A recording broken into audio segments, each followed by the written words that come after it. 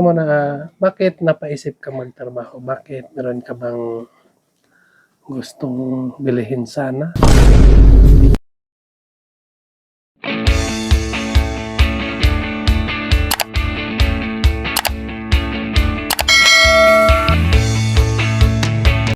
Hello mga kababayan, magandang hapon sa inyo lahat. Kumusta na kayo dyan? So, ngayong araw mga kababayan ay balikan natin si Madeline. Kasi ngayon daw yung uwi niya dito mga kababayan. So, dito muna ako sa papunta sa kanila. Dito lang natin ilagay itong motor natin kasi maputi dito mga kababayan. Kasi ito yung daan papunta sa kanila. So, kapag walang ulan, so kaya lang ito daanan ng motor. Kasi hindi maputik. Pero kung tulad yan mga kababayan, sobrang putik po ang daan. So, maglalakad na lang tayo para sigurado. Siguradong walang hindi tayo matumba. Yan. So, dahan-dahan lang tayo mga kababayan. Para hindi tayo madulas. Yan. Narinig niyo mga kababayan ang awit ng ibon. Puk-pukapuk. Sabi ng mga matatanda doon. Sabi ng mga matatanda noon mga kababayan, magbayo daw ng palay ang ganyan nga mga langgam. Pukapuk, puk, puk, puk, puk, pukapuk, ganun ba? Yan ang sabi. Ewan ko kung totoo. Sabi-sabi lang siguro din.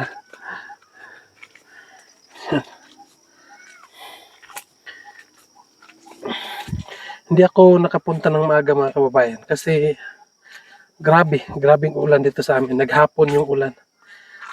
Ngayong alas 4 ay hinto ang ulan. Nagmamadali akong umalis para hindi ako abutan ng gabi dito. Takot ako sa sementeryo mga kababayan. Baka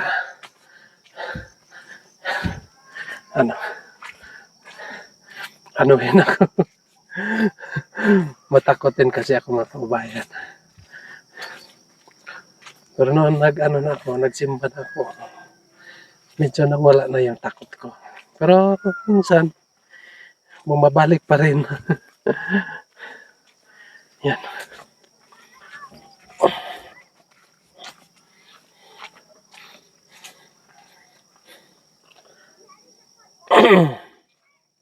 Yun ang daan mga kababayan. Malapit na tayo.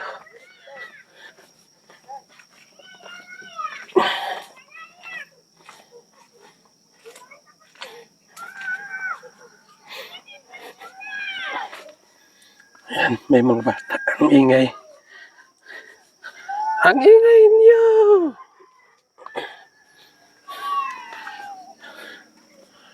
Maingay ang mga bata.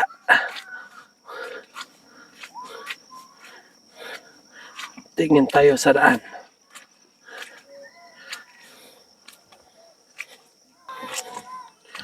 Yun.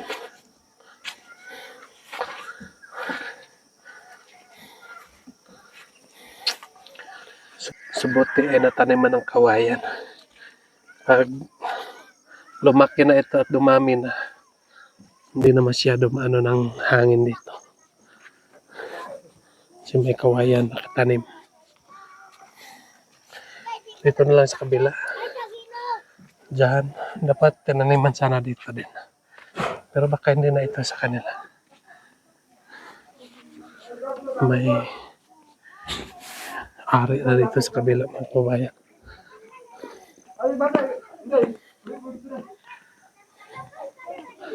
Yan. Bakit ang tahimik? Parang ang tahimik dito mga kababayan. Mga bata lang yung maingay. Pero parang wala pa si Madeline dyan mga kababayan.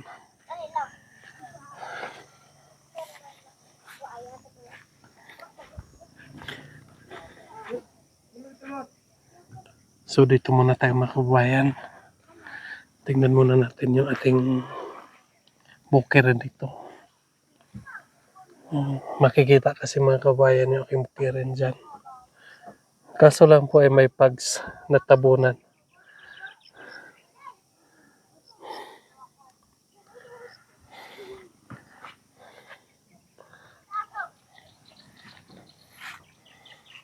So dito sana, dito tinaniman din ng kawayan. Tulad dyan sa kabila para paghangin hindi masira ang bahay. Dyan, paikot lang sana.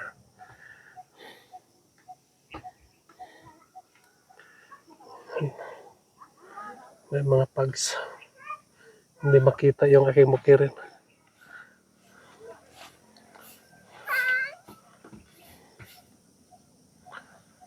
So dito muna tayo kasi naglinis pa si mama ni Madeline. Galing siya sa bukid mga kababayan. Galing siya doon sa kanyang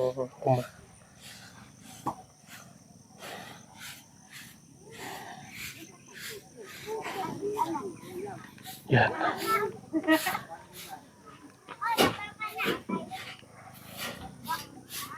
Buti kasi dito, malayo sa highway. Walang problema sa mga bata. Kahit payakoy-yakoy dito. So, malayo sa disgrasya. Hindi tulad sa mga doon, sa amin nga, pagkadelikado po. Kasi dikit sa krusada ang mga bahay namin. So,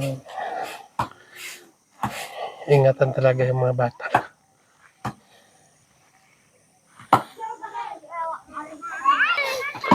So, tara na mga kababayan, puntahan na natin.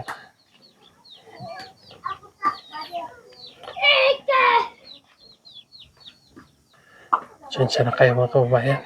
Maingay kasi mga bata dito.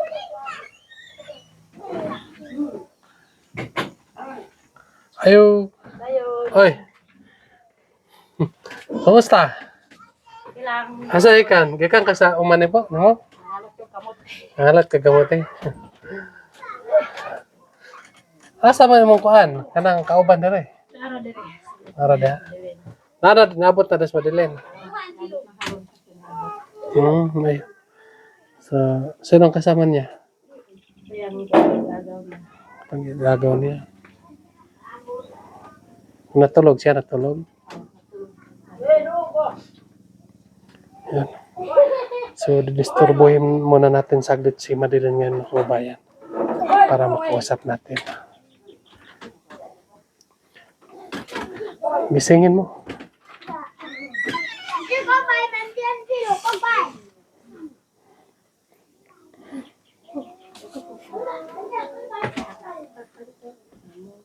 Hoy, kumusta? Ngayon ka lang? Buti nandito ka na. Pasok tayo mga kababayan. Sa'yo to. Ganun mo. Sinsya na kayo mga kababayan. Medyo madilim na. Kasi ulan kasi kanina. Hindi ako nakapunta ng maaga. So, anong oras ka dumating dito? Alas 4 po. Alas 4? Kasi ulan. Opo. Kumusta? Saan ka galing? Doon po sa Davao. Doon sa Anong ginawa mo doon? Nagtrabaho po. Nagtatrabaho ka doon? Opo. So, buti napaisip mong bumalik ka dito. Opo. Kasi maraming nasasayangan sa pag-eskwela mo. Nagpapaalam ka ba sa mama mo nga alis ka? Wala po. Bakit? Pupunta lang po sana kami doon sa araw. Tapos may Araw nakita ng sa Taloytoy po. sa Taloytoy. Nagpunta kayo ng Taloytoy. Pagkatapos, May dumaan po. Tapos sabi po niyan. Nagtatanong po sa amin kung may maghanap daw po ng trabaho. Tapos sinabi po namin na kung pwede po kami na lang. So hindi ninyo pinag-isipan ng maayos. Opo. Yun, may nagtatanong lang sa inyo, nya, diretso-diretso na kayo. Nakalimutan na ninyo nga nag-aral ka, di ba? So, yun ang nangyari. So, dumiretso na kayo. Opo. So, galing sila sa Taloytoy kasi pista doon. Pagkatapos, dumiretso na kayo sa Davao. Opo. Pagkatapos, anong trabaho niyo doon? Bahay lang po. Naglilinis. Naglilinis. So, anong naisip po bakit ka nakaisip na bumalik dito? Kasi naisip ko po na mas maganda po pala mag-aral kaysa magtatrabaho po. Ang hirap-hirap po magtrabaho. Kasi kapag magtatrabaho ka na, hindi ka na mag-aral, so yun na. Yun na ang gawin mo sa buhay mo. Opo. Sobrang hirap po. Lalo na dito sa atin, di ba? Nakita man siguro ni mo nga ang hanap buhay dito sa atin ay hirap Opo, nakita. mag-hornal lang permi. So, grabe. Ilang araw kayo doon? Malapit na po mag-isang buwan. Malapit mag-isang buwan. Opo. So, hindi mo pa kinakausap yung teacher niya. Hindi pa po. Pero, sana tanggapin ka pa ng teacher mo. Na makapasok ulit. Opo. Kasi sabi ng mama mo ay nakuha daw niya yung grades mo sa yung nakuha daw yung grado mo sa first quarter ng test niya. Opo. So hindi ka naman bagsak doon. So sana may pagpatuloy mo ang pagsumikap sa pag-aaral. Kasi mahirap pag walang pinag-aralan talaga. Sa totoo lang po. Okay lang pag nandito lang tayo sa bukid. Ang ginagawa natin ay magtrabaho lang, sa bukid. Pero kapag nandoon tayo sa syudad, sobrang hirap. Lalo na kapag mangungutang tayo, hindi tayo makautang dahil hindi tayo marunong magbasa, hindi tayo marunong mag-fill up doon. No? Hirap pag fill up tayo doon, tapos hindi natin alam kung ano yon. So sana huwag niyong sayangin yung panahon niyo habang mga bata pa kayo. Teka muna, bakit napaisip ka magtrabaho? Bakit meron ka bang gustong bilhin sana? Kaya ka nagtrabaho? Meron po. Ano po yun? Kaya po naisip ko po magtrabaho kasi po gusto ko po sanang bumili ng phone. Bumili ka ng Tapos, phone? yun po, naisip ko po ulit na mas maganda po, uwi na lang po ako para makukuha po lang din po yung lahat ng gusto ko pag nakapagtapos na po ako. Yun. So, kaya mo napaisip mo magtrabaho. Kaya gusto mo nga may cellphone ka. Opo. So, ngayon, sa nandoon ka na sa Davao, so naisip mo na nga mas mabuti pa nga bumalik ka na lang. So, ipagpatuloy mo pa yung pag-aaral mo kaysa magtrabaho. So, huwag kang mag-alala na hindi lang ako mangako sa iyo nga bilhan kita ng cellphone. Basta sisikapin ko nga makabili ako ng cellphone para sa iyo. Opo, thank you po. So, para hindi ka na ulit umalis, hindi ka na ulit magtrabaho. So, alam ko naman po mga kababayan, ang cellphone magagamit talaga sa school. So, dapat ganun lang. Ang cellphone ay gamitin mo lang sa eskwelahan mo, pang-research. So, tulong din yan sa iyo sa umangat ang grado. So, kahit kahit mga mura lang ang cellphone, okay na ba sa iyo yan? Okay na po. Kasi baka yun lang ang makaya ko bilhin. So, bilhan kita para hindi ka na magtrabaho para makabili ng cellphone. Opo. So, dami-damihan mo lang, no? Ano lang, magdasal lang tayo palagi ng Panginoon na may mga biyaya nga dumating sa atin, no? Para mabili natin ang pangarap mo. No? So, sana matanggap ka pa ng teacher mo. Sana po. Kasi sobrang hirap po talaga pag wala tayong pinag-aralan. Mas maganda yung makatapos. Tingnan mo yung mga magulang natin. Mama mo, wala ding natapos. Yung papa mo, walang natapos. Ano ang hanap buhay? Diba? Hanap buhay nila ay mag-journal lang sila doon sa mga Bisaya. Opo. Pagkatapos doon na sa bukid, magtanim ng kamote, gano'n, sa itanom. Sobrang hirap talaga. So, ang income ay hindi kasya ng isang araw. Paano na yung pagpaaral sa mga bata? So, kapag tularin natin yan, hindi tayo magsikap ng mag-aral, tulad din tayo sa kanila na maghirap. So, dapat ay sikapin natin na makatapos. So, ayun mga kababayan, andito na po si Madeline. Kakauwi lang niya. Ipagdasal niyo kami mga kababayan, ipagdasal niyo ako nga may mga biyaya para mabilhan natin si Madi ng cellphone. Kasi alam ko po nga maggamit din para sa kanyang school. So sana wag mo akong biguin. Dapat para sa pag-aral mo lang yung cellphone mo. Gamitin mo yan sa maayos. Hindi lahat. Sabi kasi ng iba yung cellphone ay makasira daw. Makadaot.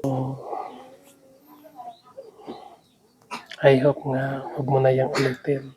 Opo. Kapag umalis ka ay magpapaalam ka sa mama mo. Kasi walang mama nga hindi hanapin ang anak pag mawala. Opo. So sobrang hirap po.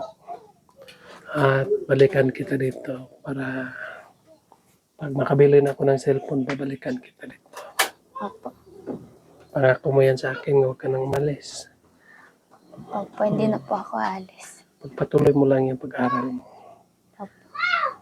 Kasi hirap talaga pag walang natapos.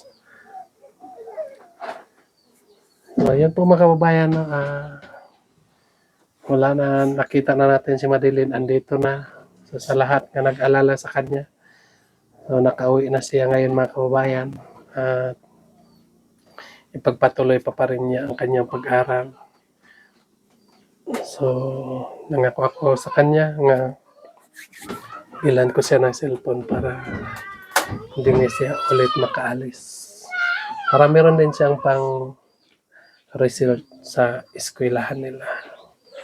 Kasi meron kasi mga ngayon mga kababayan nga sa cellphone nila tingnan ang mga answer ng kanilang mga assignment. So, gamit din para sa eskwelang.